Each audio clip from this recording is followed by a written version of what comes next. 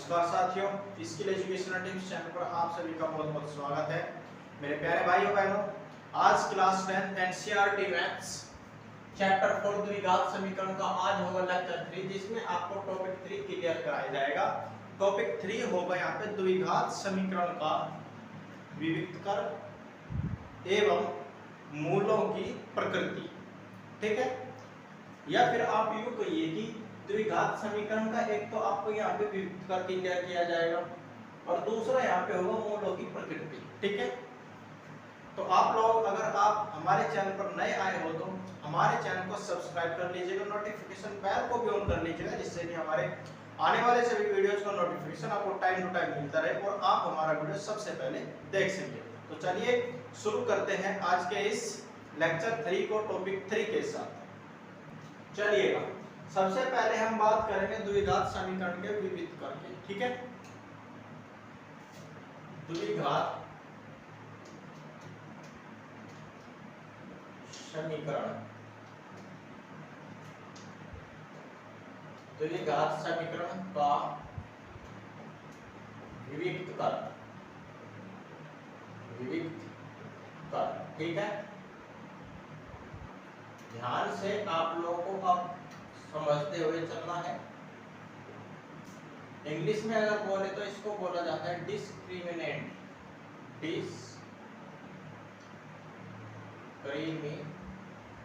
NANT,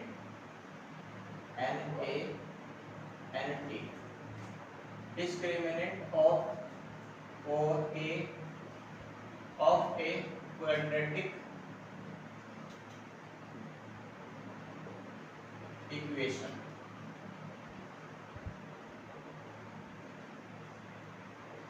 clear? जो discriminant है इसको आप यहाँ पे कैपिटल डी से डिनोट करते हो। ठीक है, चलिएगा, द्विघात समीकरण, द्विघात समीकरण का मानक रूप जो होता है वो होता है ax² + bx + c बराबर 0 का विविक्तकर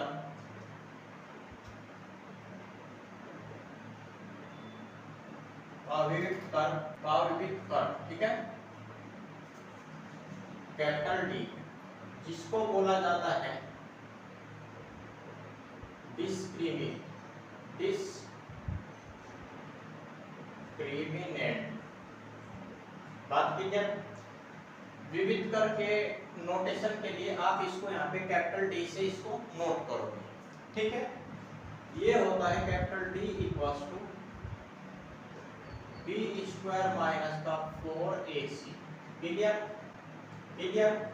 ये हो गया आपका विविक्तकर का फॉर्मूला। अब आपने पढ़ा होगा मेरे भाई श्रीधराचार्य सूत्र। ठीक है, आपने पढ़ा होगा श्रीधराचार्य सूत्र। श्रीधराचार्य सूत्र लिखाया गया था आपको वेरिएबल x के लिए। अगर यहाँ पे वेरिएबल y होगा तो y + 2 आ जाएगा, यानी कोई भी वेरिएबल हो उसी के इक्वल हम इसको रख देते हैं। x = -b ±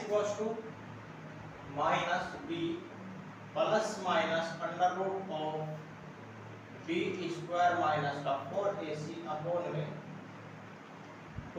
ठीक है, ये होता है श्रीधराचार्य सूत्र। हमने आपको इसमें लेक्चर 2 में कहीं ना कहीं आपको b² - 4ac = d वहां पे डिस्कस किया गया था, जिक्र वहां पे हुआ था। ठीक है, चलिएगा, x = -b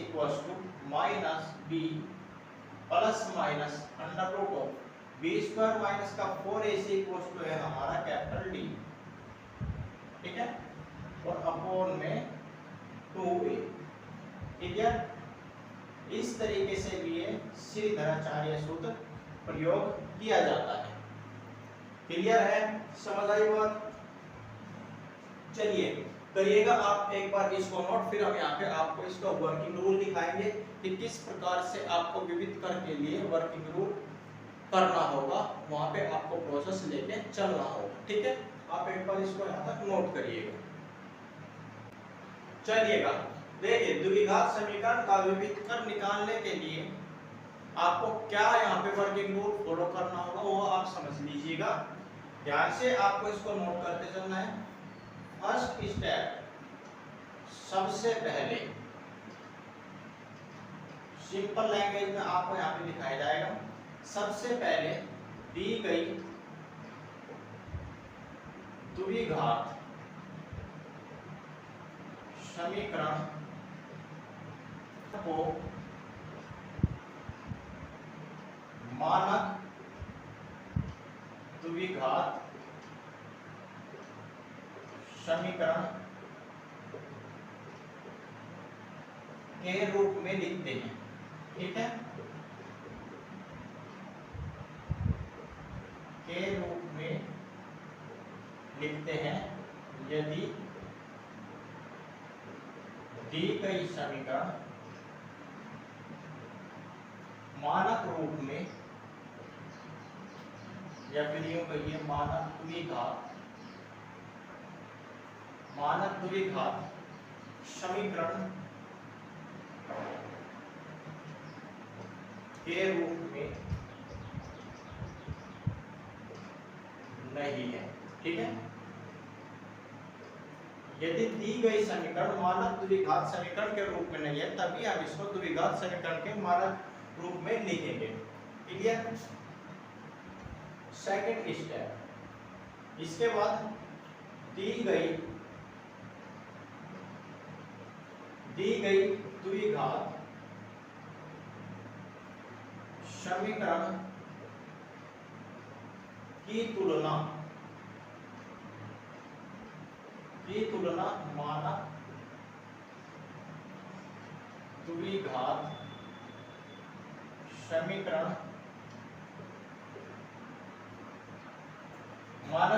समीकरण ax square plus bx plus c equal to 0 से करके ax square plus bx plus c equal to 0 से करके a b तथा c के मान ज्ञात करते हैं। ठीक है, a b तथा c के मान ज्ञात करते हैं। क्लियर है? थर्ड पॉइंट, लास्ट पॉइंट जो होगा इसका अंत है, यानी फाइनली अंततः ए बी तथा सी के मानों को विविक्त कर जिसको हम कैपिटल डी से डिनोट करते हैं, जो होता है बी स्क्वायर माइनस का 4ac के इक्वल। ठीक है, विविक्त कर d equals to B square minus का 4ac के सूत्र में रखकर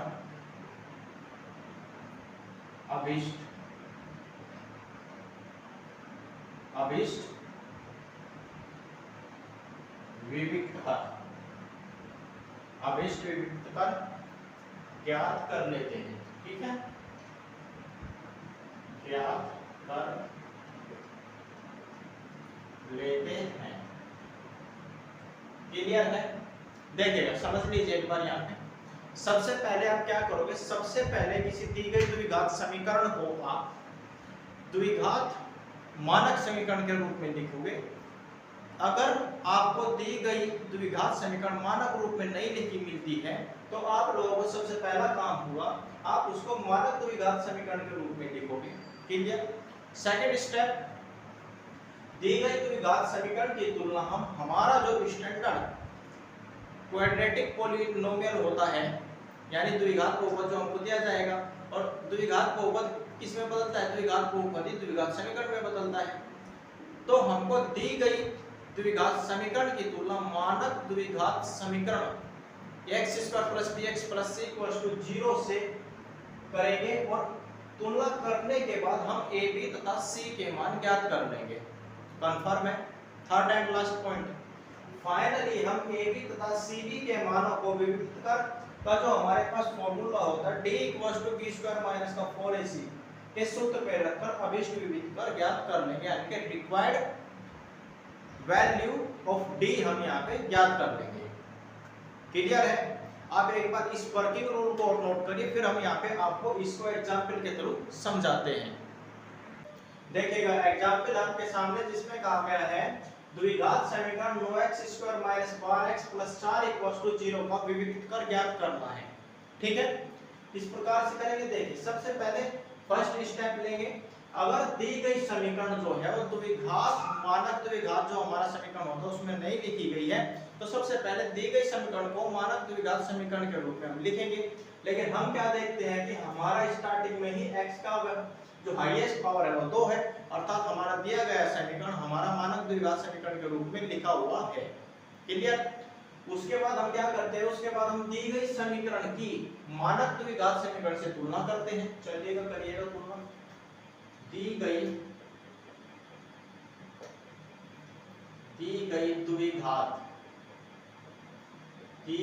द्विघात समीकरण की तुलना दी गई द्विघात समीकरण की तुलना मानक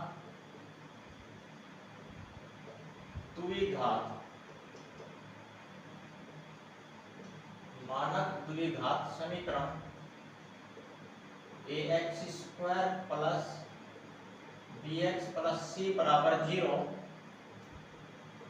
से करने पर। ठीक है, तुलना करेंगे तो x² यानी कि एक वस्तु हमको 9 मिल जाएगा, नहीं मिल जाएगा। ठीक है, एक वस्तु 9 मिल जाता है। bx है, x का गुणांक देख लीजिए यहाँ पे कितना है, -12 है, तो ये हो जाएगा -12 और c इक्वल हो जाएगा मेरे भाई 4। क्लियर है। सेकंड स्टेप भी हमने कंप्लीट कर लिया है, ए बी और सी के मान निकाल के। इसके बाद में लास्ट एंड फाइनल स्टेप, विविक्त कर का जो हमारे पास में फॉर्मूला होता है, विविक्त कर का जो फॉर्मूला होता है कैपिटल डी, स्मॉल डी से भी आप कहीं पर नोट किया जाता है इसको। ठीक है ना, स्मॉल डी से भी आप इसको नोट कर सकते हो। ये होता है भैया b² - 4ac। Clear. This implies that d equals आ जाएगा, b का वैल्यू कितना है, -12 है, -4 * a इक्वल्स है हमारा 9 रख दीजिए और c है हमारा 4। ठीक है, 12 का जब हम 12 में मल्टीप्लिकेशन करते हैं तो कितना आता है, 12 का जो मल्टीप्लिकेशन होता है यानी स्क्वायर होता है वो 144 होता है। ठीक है, अब माइनस है यहाँ पे, तो माइनस का 2 बार गुणा होगा तो कितना आएगा, प्लस। तो 12 गुणा 12 यहाँ पे हो जाएगा प्लस का 144 माइनस 4 चौके 16, 16 निम्मा 144। ठीक है, 144 माइनस 144 दैट इज जो हमारा विविक्त कर है d, उसका वैल्यू आया है 0। क्लियर।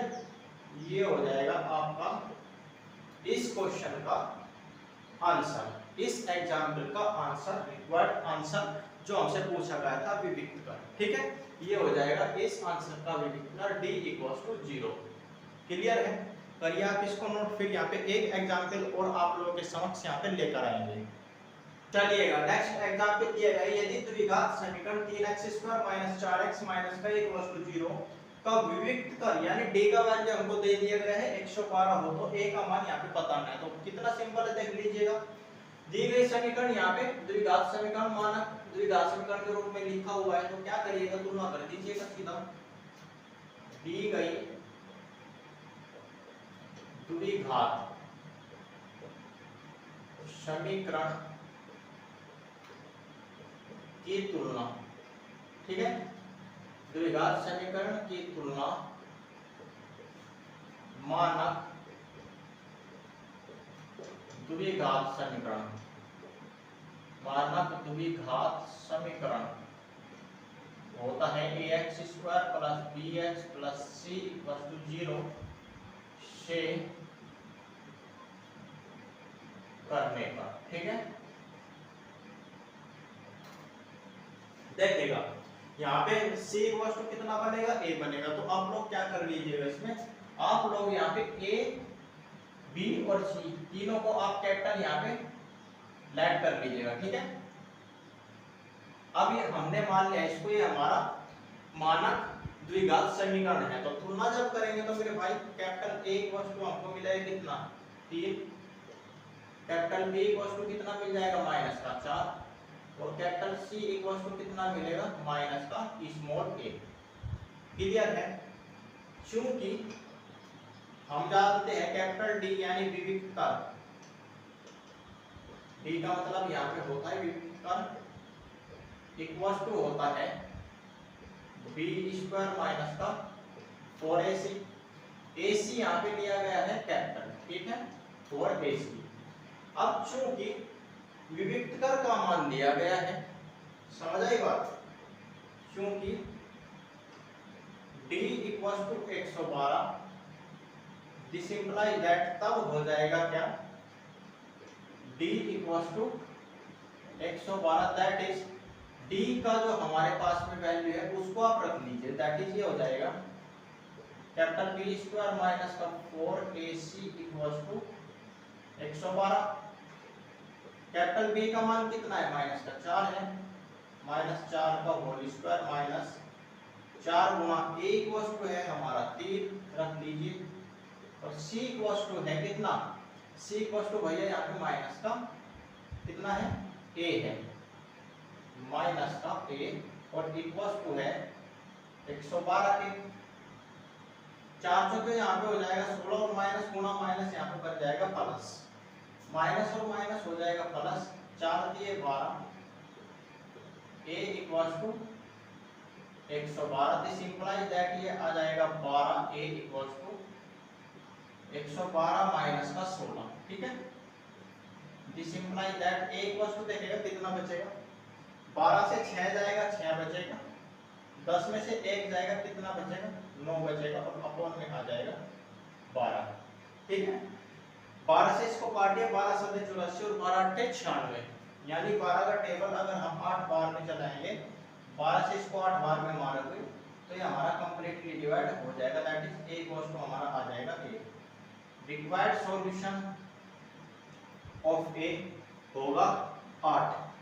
क्लियर है, करिएगा आप इसको नोट। फिर नेक्स्ट पॉइंट देखते हैं क्या होगा। देखिएगा अब अगर हम यहाँ पे बात करें द्विघात समीकरणों के मूलों की प्रकृति के बारे में, तो मेरे भाई यहाँ पे केवल 4 प्रकार के यहाँ पे फैक्ट्स आपको देखने को मिलेंगे, ठीक है।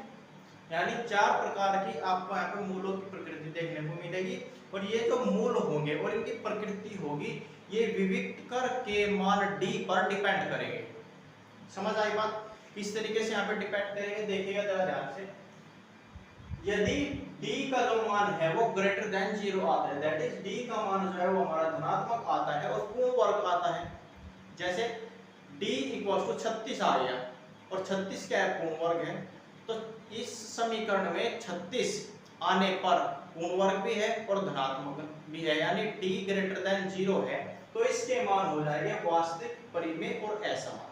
ठीक है, दिमाग में बैठा लेना है भाई, 4 ही चीजें हैं, धनात्मक होगा, पूर्ण वर्ग होगा, d ग्रेटर देन 0 होगा, तो वास्तविक, असमान और परिमेय।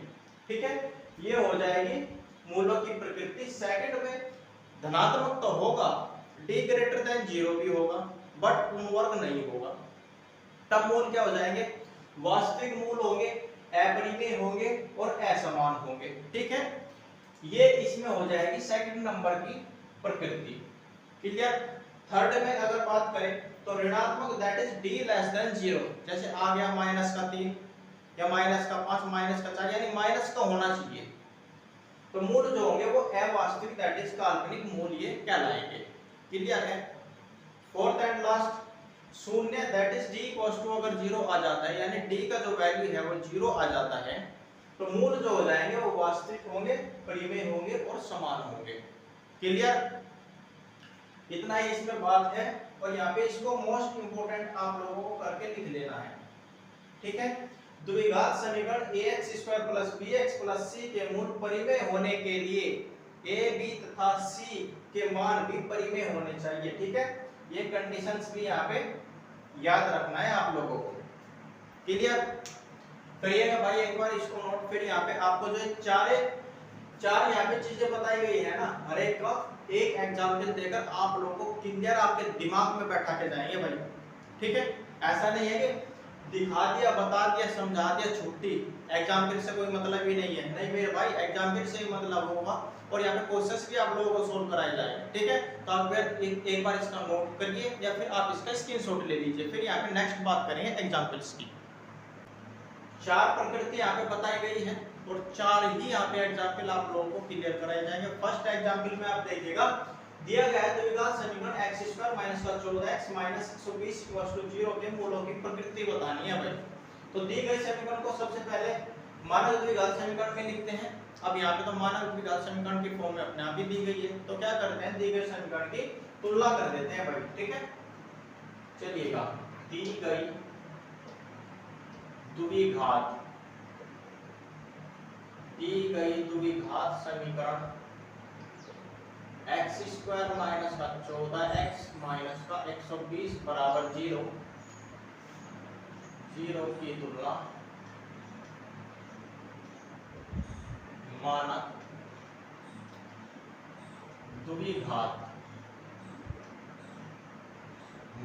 द्विघात समीकरण जो होती है ax square plus bx plus c बराबर 0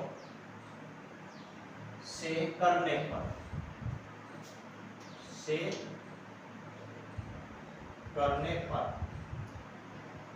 a इक्वल्स टू हमको मिलता है 1, b इक्वल्स टू हमको मिलता है माइनस का 14 है और c इक्वल्स टू मिलता है मेरे भाई माइनस का 120, ठीक है। विविक्त कर ज्ञात कर देंगे, दैट इज d यहाँ पे हम ज्ञात कर देंगे क्योंकि मूलों की जो प्रकृति है वो d पर डिपेंड करती है। तो ये हो जाती है b स्क्वायर माइनस का 4ac, b का वैल्यू यहाँ पे हो जाएगा माइनस का 14 है का स्क्वायर माइनस 4 इंटू a का वैल्यू है 1 और c का वैल्यू है माइनस का 120, ठीक है।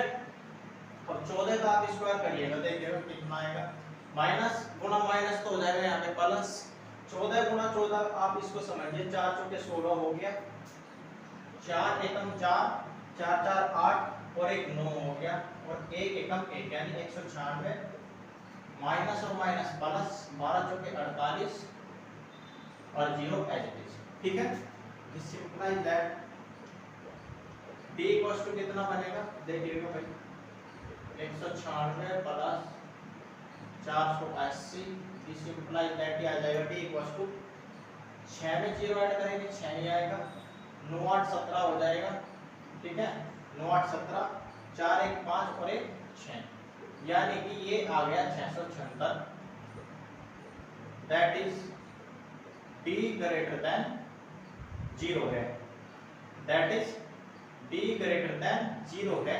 और मेरे भाई ये पूर्ण वर्ग भी है, ठीक है, पूर्ण वर्ग भी है d का मान। इस प्रकार से 676 का आप अभाज्य गुणनखंड करिए, 676 का आप गुणनखंड करिएगा, देखिएगा 2 से इसको मारेंगे 2 तिया 6, 2 तिया 6 और 2 8 16, फिर 2 से इसको मारेंगे, देखिए 2 एकम 2 2 6 12, 1 बचा, यहाँ पे हो गया 18, 2 9 18, किससे घटेगा, हमको पता है कि 13 से हम इसको आसानी से काट सकते हैं, तो 13 एकम 13 और 13 तिया 39, फिर 13 से इसको मारेंगे, आ जाएगा या नहीं आ जाएगा। अब देखिए क्या करिएगा, 1 200 यहाँ से निकाल लीजिएगा, ठीक है, 1 2 तो यहाँ से निकाल दिया हमने, और 13 के 2 गुणनखंड है तो 1 गुणनखंड यहाँ से ले लीजिए और इन दोनों का कर दीजिए गुणा, कितना आएगा 13 गुणा यहाँ पे हो जाएगा 26। अब मेरे भाई 26 का आप स्क्वायर करिएगा, 26 का अगर आप यहाँ पे स्क्वायर करते हो तो देखिए क्या मिलेगा, 26 और 26 का गुणा करिएगा, 6 6 के 36 हासिल 3, 6 दूने 12, 6 दूने 12, 12 12 24 हो जाएगा, 4 3 7 बनेगा और 2 एज इट इज 7, 2 दूने 4 और 2 6, 676 हो गया या नहीं हो गया, हुआ या नहीं हुआ? दैट इज ये हो जाएगा d इक्वल्स टू 26 का स्क्वायर। पूर्ण वर्ग है या फिर नहीं है बताइएगा, पूर्ण वर्ग भी तो है। अतः है दी गई द्विघात, अतः दी गई द्विघात समीकरण के मूल, अतः दी गई द्विघात समीकरण के मूल वास्तविक होंगे, वास्तविक होंगे, परिमेय होंगे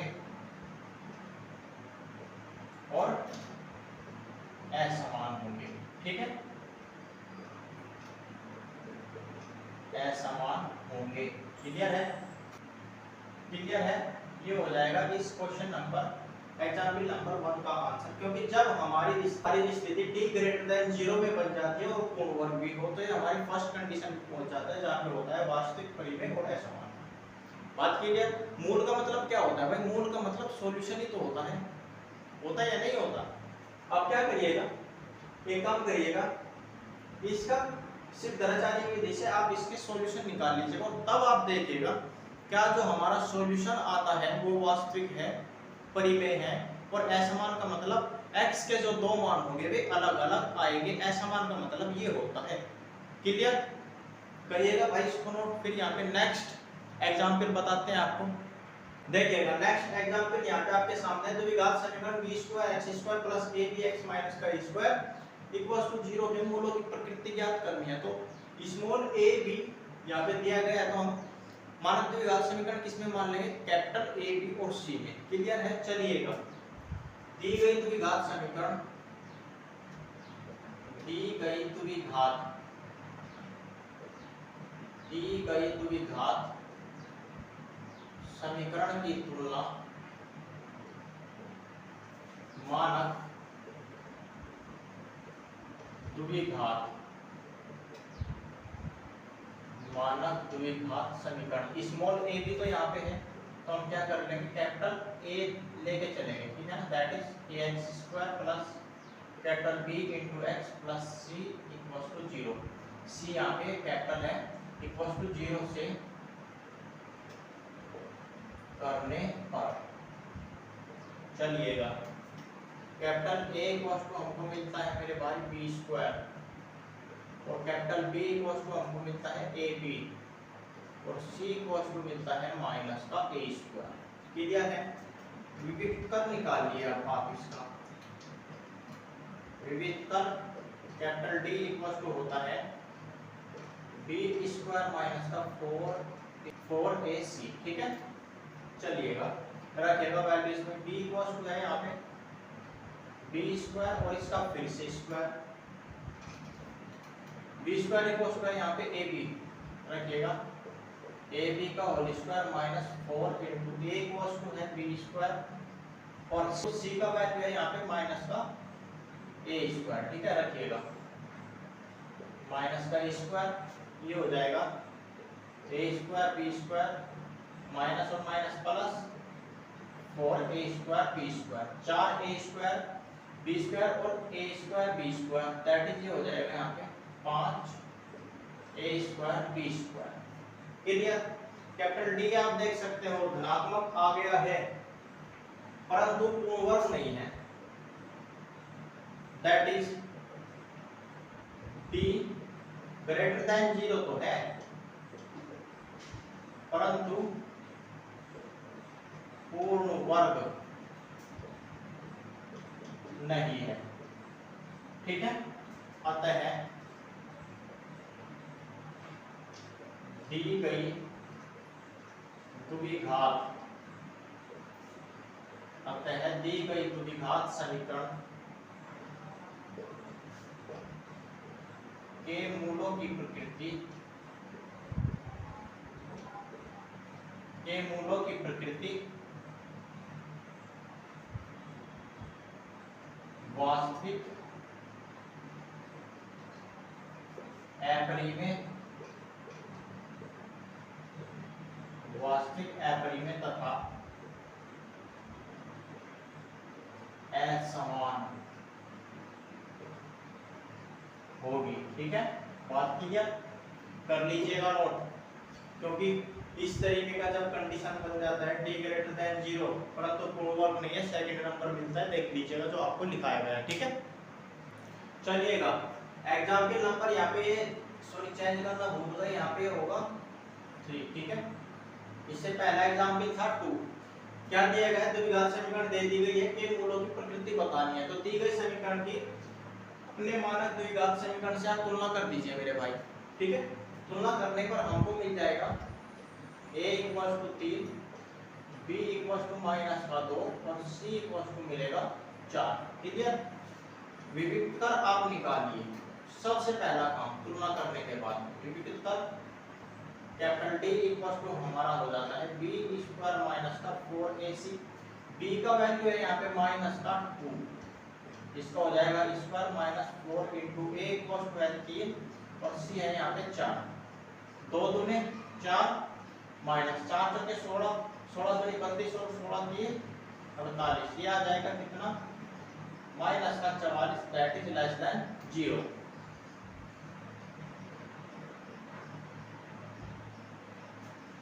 क्लियर, चूंकि अगर d लेस देन 0 होता है तो दी गई समीकरण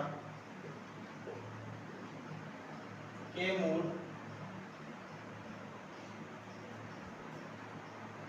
अवास्तविक, ठीक है, अवास्तविक अर्थात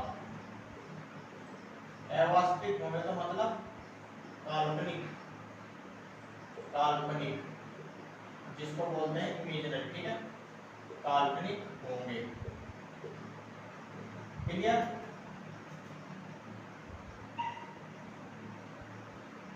क्लियर, ये हो जाएगा इस एग्जाम्पल नंबर 3 का सॉल्यूशन, क्योंकि भाई हर एक तरीके का आपको कंडीशन पहले ही लिखाया गया है जिससे कि आपको कोई दिक्कत ना आए। ठीक है, बस आप लोगों को एक कंडीशन दिमाग में रखना, क्वेश्चन को हल करते चला जाना है, क्वेश्चन में कोई दिक्कत नहीं आएगी भाई, गारंटी हम देते हैं। ठीक है, बस आप लोगों को मेथड अप्लाई अच्छे से करना सीखना होगा। अब चलिए नेक्स्ट एंड लास्ट एग्जाम्पल यहाँ पे होगा, करिएगा आप इसको नोट। चलिएगा नेक्स्ट एंड लास्ट एग्जाम्पल होगा एग्जाम्पल नंबर 4। दिया गया है x² + 6x + 9 = 0 के मूलों की प्रकृति बतानी है। तो दी गई द्विघात समीकरण की तुलना मानक द्विघात समीकरण से करने पर हमको मिल जाएगा a का वैल्यू, a = हमको मिल जाएगा 1, b = मिल जाएगा 6 और c = मिल जाएगा मेरे भाई 9। ठीक है, करिएगा क्या, विविधतर का आपको काम होता है निकालने का इसके बाद। ठीक है, तुलना करने के बाद a b c निकालिए और फिर निकालिए आप विविधतर यानी कि d डिस्क्रिमिनेंट। ये हो जाएगा b² - 4ac, b = है 6 का स्क्वायर -4 गुणा a = 1 और c = है 9, तो ये कितना आ जाएगा 6 6 होता है 36 और 4 9 36 एका 36, तो 36 से 36 आएगा, कितना बनेगा 0 बनेगा, दैट इज d = 0 आ गया। अतः दी गई द्विघात समीकरण के मूल वास्तविक परिमेय व समान है। क्लियर, ये हो जाएगा आपका इस लास्ट एग्जाम्पल 4 के मूलों की प्रकृति। क्लियर,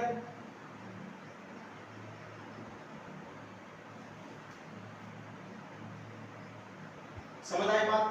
तो आप देख सकते हो कि जो हमने यहाँ पे 4 एग्जाम्पल्स आप लोगों को लिखाए हैं, जिसमें आपको हर एक कंडीशन में केवल 4 कंडीशन ही बनेगी मेरे भाई, 5वीं नहीं बनेगी, 4 कंडीशंस बनेगी।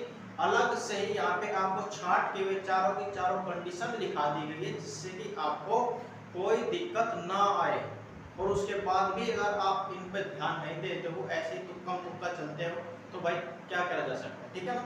तो आप लोगों को चारों कंडीशन पहले अच्छे से समझ लेनी है, तब जाके आप लोगों को क्वेश्चन को करना है।